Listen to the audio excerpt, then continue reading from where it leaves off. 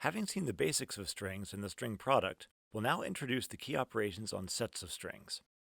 Suppose throughout that sigma is some finite alphabet, giving us a set sigma star of all finite strings over sigma. To start off, let v and w be sets of strings.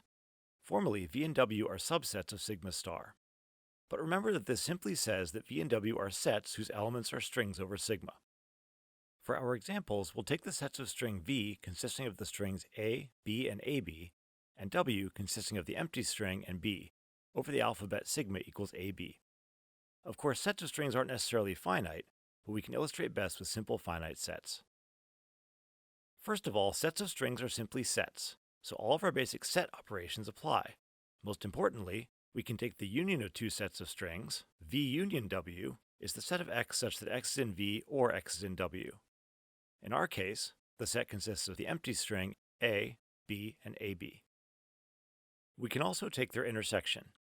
V intersect w is the set of elements x such that x is in v and x is in w. In our case, v intersect w contains just the string b.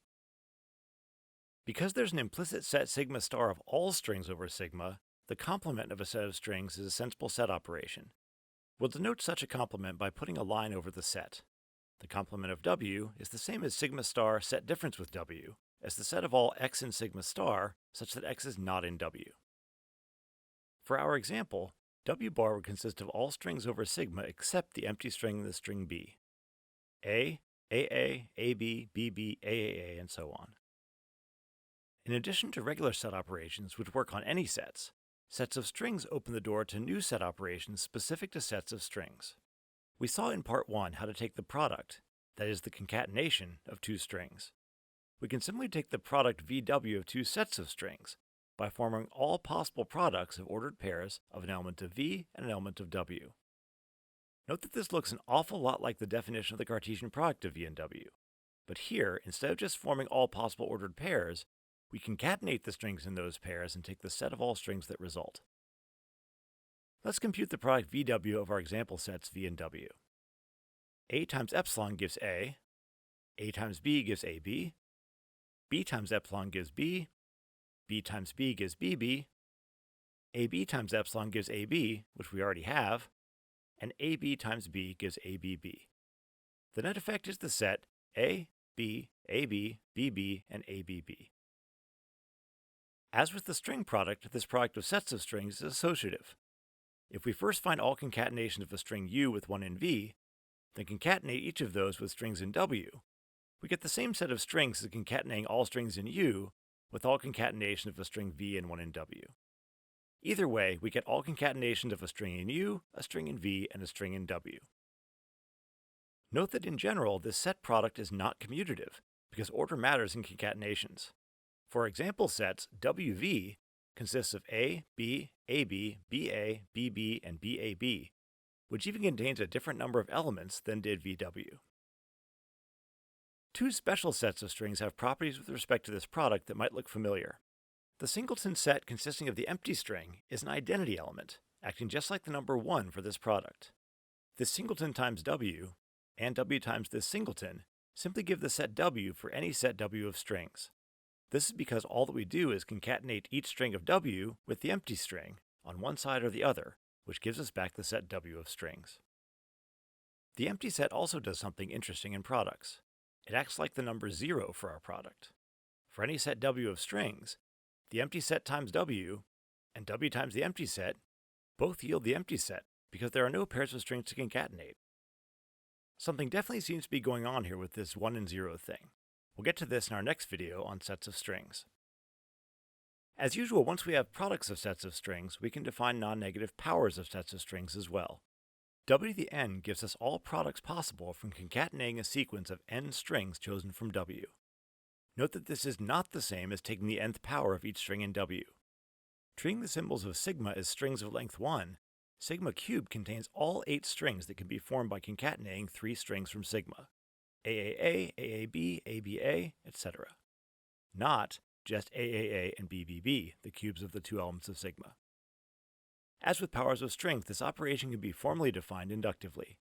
The 0th power of W is the singleton epsilon, and for any n greater than or equal to 0, W to the n plus 1 is defined as W to the n times W. Note that no matter what W is, even the empty set, W to the 0 still contains the empty string by definition. We can also see R1 for our new product operation popping up in the 0th power. In the case of singletons, that is, sets that contain just one element, taking products or powers do the same thing as our regular products and powers of strings. For example, the singleton 01 times the singleton 110 gives the singleton 01110. Just as if we'd multiplied strings, 01 times 110 gives 01110. And the singleton 01 to the 4th gives the singleton 0101001, just as the string 01 to the 4th gives the string 01010101. Thus, our new operations on sets recover everything we could do with individual strings, products and powers, if we just treat them as singletons. But we can now also compute products and powers of sets of strings. There are two new operations, though, that don't exist in the world of individual strings. They fundamentally need sets of strings in order to be defined. The first of these is the asterisk of a set W of strings, which we denote by W star. We define W star as the union of all non-negative powers of W. Note that this includes the case n equals 0, so W star contains the empty string for any set W, even the empty set. The asterisk of a set is literally every finite string that can be built from the strings in that set, with the set giving us an unlimited supply of each string. If we think of each symbol in sigma as a string of length 1, this explains our usage of sigma star for the set of all strings over sigma. Note that we need sets to talk about asterisks. Even if we start with a single non-empty string, for example A, we could write A star, which to be proper means the singleton A star. This gives us all strings that can be built from A's. The empty string, A, AA, AAA, and so on. But the result of this asterisk is no longer just a single string. So as soon as we want to perform asterisks of any set other than our 0 and 1, the empty set and the set containing just the empty string, we have to be talking about sets of strings to capture the result. On this theme, there is one more important operation we can perform on sets of strings. The sum of two sets of strings is simply defined as their union. V plus W is the same as V union W. Note that this is exactly the same operation that we mentioned earlier, just written in a different way. The sum operation is associative and commutative as well, because unions are insensitive to order. We could think of taking the sum of two strings, say AB plus BA. First and foremost, this is not concatenation. What it really means is the singleton AB plus the singleton BA, giving us the doubleton AB and BA. Again, in general, we can think of strings as giving us singletons if we like, but once we add them, we do need sets, except in the case of adding a string to itself.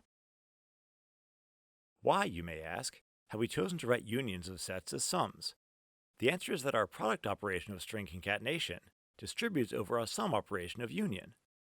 U times V plus W is UV plus UW, and U plus V times W is UW plus VW. It's a quick check in terms of our definitions to see why these are the case. The concatenations of each string in U with a string from V or W give the same results as the concatenation of a string in U and a string in V, along with the concatenations of a string in U with a string in W. The other law follows similarly. Moreover, our 0 set from products, the empty set, acts like 0 in sums as well. Adding the empty set to a set W gives us back W, because the empty set adds no elements. This is most definitely starting to feel a bit like algebra, but with a non-commutative product. We'll make this connection explicit in our next video on strings. In summary, when we move into the realm of sets of strings, we have all of our standard set operations, including union, intersection, and complement. But working with sets of strings, we're also able to extend our string products and powers to sets of strings. These boil down to our old operations if we think of individual strings as giving us singletons. We also gain two new operations, the asterisk and sum, although sums are just another name for unions. And as we gather all these new operations, we see some curiously algebraic behaviors going on, which we'll get into later.